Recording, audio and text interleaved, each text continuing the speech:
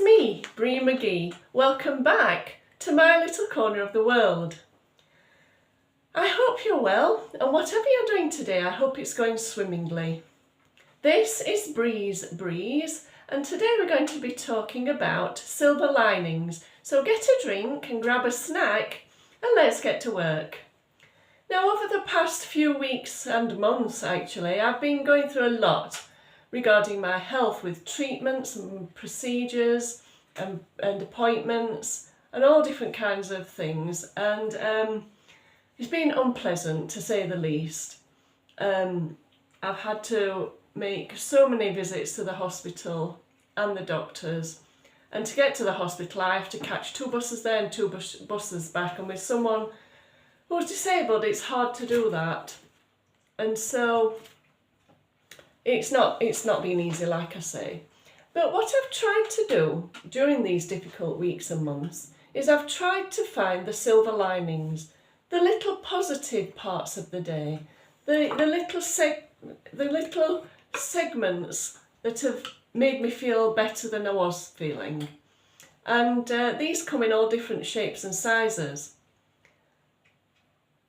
Of course, the bus journeys are hard for me, but if I get chatting to someone on a bus, that's quite nice. If I look out of the window and see something in nature, or see someone walking their dog, or children playing, whatever it is, that can also brighten up the day.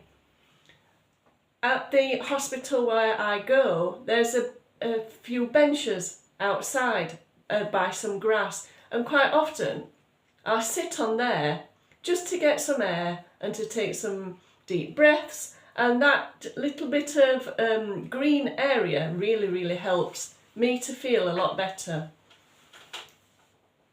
And so I think looking for the silver linings in everyday life is something that for me has become very beneficial to my mental health.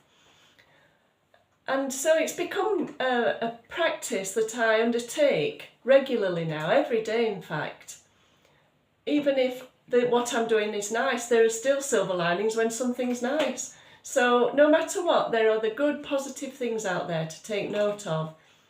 I think one thing I will add is that I see a lot of people looking at their telephones, whether they're walking in the street, sitting on a bus, whatever they're doing, they're kind of locked in looking at their telephones. Then they miss a lot of things going on around them.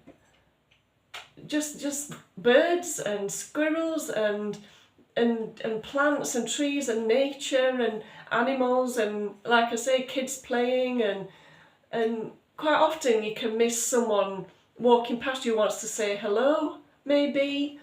And so I think looking at your telephone all the time like that isn't that all that great. There are times and places obviously to look at your phone, and I'm not saying people shouldn't do that. Maybe that's a way some other people cope. Maybe that's a silver lining for them, I don't know. But it's not for me. I only look at my telephone when I absolutely have to. And that's fine for me.